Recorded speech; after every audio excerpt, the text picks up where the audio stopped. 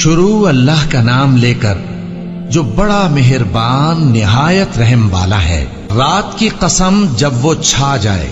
اور دن کی قسم جب وہ روشن ہو جائے، اور اس ذات کی قسم جس نے نر اور مادہ پیدا کیے کہ تم لوگوں کی کوشش طرح طرح کی ہے۔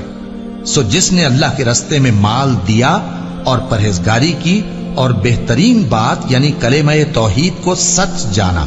تو اس کو ہم آسان طریقے کی توفیق دیں گے، اور جس نے بخل کیا اور بے پرواہ بنا رہا اور بہترین بات کو جھوٹ سمجھا،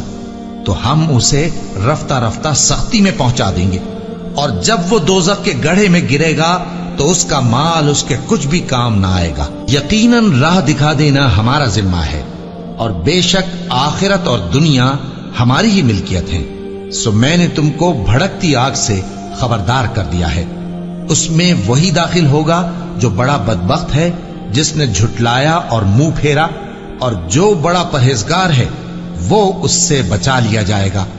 وہ جو اپنا مال دیتا ہے تاکہ پاک ہو، اور اس لیے نہیں دیتا کہ اس پر کسی کا احسان ہے جس کا بدلہ اتارا جائے، بلکہ اپنے رب اعلیٰ کی رضامندی حاصل کرنے کے لیے دیتا ہے، اور وہ ان قریب خوش ہو جائے گا۔